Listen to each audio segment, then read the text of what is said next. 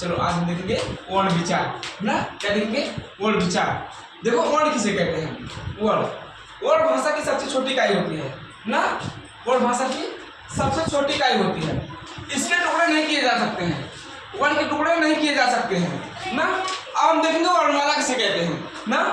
किसी भी भाषा के व्यवस्थित समूह को, इसको व्यवस्थित समूह को हम क्या कहते हैं? वर्णमाला कहते हैं। व्यवस्थित समूह को वर्णमाला कहते हैं। अब हम देखेंगे वर्ण के कितने प्रकार होते हैं ना। देखो हिंदी में वर्ण के दो प्रकार होते हैं। हिंदी में वर्ण के कितने प्रकार होते हैं? दो प्रकार होते हैं। कौन कौन से? एक स्वर होता है, दूसरा व्यंजन होता है। अब हम देखें स्वर किसे कहते हैं? वे वर्ण जिनको बोलते समय किसी दूसरे वर्ण की सहायता नहीं ली जाती है, उसे क्या कहते हैं? स्वर ना। स्वर में किसी अन्य वर्ण की सहायता नहीं ली जाती है, उसे क्या कहते हैं? स्वर कहते हैं। अब हम देखें वर्ण के कितने भेद होते हैं। वर्ण के कितने भेद होते हैं? दो ना। कौन कौन से? स्वर और व्यंजन। अब हम देखें स्वर के कितने भेद होते हैं। स्वर के कितने भेद हैं? तीन भेद। कौन कौन से? ह्रस्व स्वर, दीर्घ स्वर, प्लुत स्वर। अब देखेंगे व्यंजन के कितने भेद हैं। व्यंजन कितने भेद हैं? तीन भेद हैं। कौन कौन से? स्पर्श व्यंजन, अंतस्थ व्यंजन, ऊष्म व्यंजन ना। अब हम देखेंगे ह्रस्व स्वर किसे कहते हैं। क्या ह्रस्व स्वर किसे कहते हैं? देखिए जिन वर्णों के उच्चारण करते समय सबसे कम समय लगता है, क्या सबसे कम समय लगता है, उसे हम क्या कहते हैं? उसे हम ह्रस्व स्वर कहते हैं ना। जिस वर्णों का उच्चारण करते समय सबसे कम समय लगे उसे हम ह्रस्व स्वर कहते हैं। जैसे छोटा आ, छोटी ई, छोटा ऊ, री, ये सब क्या है? ह्रस्व स्वर है ना। अब हम देखेंगे दीर्घ स्वर। क्या देंगे? दीर्घ स्वर। जिन वर्णों के उच्चारण करते समय ह्रस्व स्वर से दोगुना समय लगे ना। ह्रस्व स्वर से दोगुना समय लगे उसे हम क्या कहते हैं? दीर्घ स्वर कहते हैं। जैसे बड़ा आ, बड़ी ई, बड़ा ऊ, ए, ऐ, ओ, औ ना, ये सब क्या है? दीर्घ स्वर। अब हम देंगे प्लुत स्वर। क्या देंगे? प्लुत स्वर। देखो जिन स्वर के उच्चारण करते समय लगभग 3 गुना समय लगता है, प्लुत स्वर में 3 गुना समय लगता है, उसे हम क्या कहते हैं? प्लुत स्वर कहते हैं। जैसे ओम ना, ये इसका चिन्ह है ओम। अब देखिए अयोगवाह। अयोगवाह किसे कहा जाता है?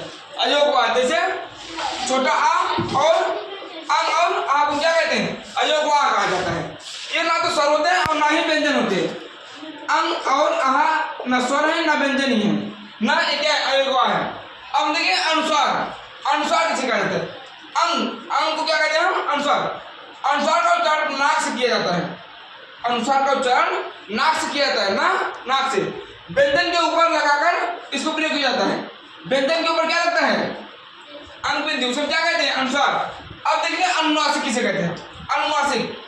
अनुनासिक का उच्चारण मुंह और नाक दोनों से किया जाता है। अनुनासिक का प्रयोग मुंह और नाक से दोनों से किया जाता है। ये व्यंजन बिंदु लगाकर प्रयोग किया जाता है। चंद्र बिंदु लगाकर प्रयोग किया जाता है। अब हम देखेंगे विसर्ग किसे कहते हैं? विसर्ग। विसर्ग का उच्चारण हा की तरह होता है ना। हा जैसे दो चिन्ह की तरह से का प्रयोग करते हैं। ज्यादातर शब्द कहाँ पे आते हैं? एकदम आखिरी में। जैसे प्रातः, प्रायः ना, ये सब क्या है? सबसे आखिरी में आता है, उसे हम क्या कहते हैं? विसर्ग शब्द कहते हैं। विसर्ग शब्द कहते हैं। अब हम देखें व्यंजन। व्यंजन के कितने भाग होते हैं बता दें हम। व्यंजन के मुख्यतः 3 भाग हैं। कौन कौन से व्यंजन है?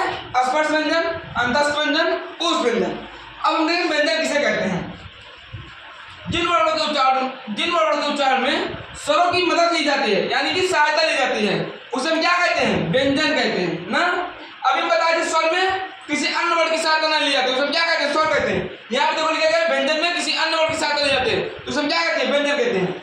अब व्यंजन कितने भाग होता है? व्यंजन के 3 भाग होता है। कौन कौन से? स्पर्श व्यंजन, अंतस्थ व्यंजन, ऊष्म व्यंजन। अब हम देखते हैं स्वर व्यंजन किसे कहते हैं? का से लेकर म तक के 27 वर्ण को हम क्या कहते हैं? अंतस्थ व्यंजन।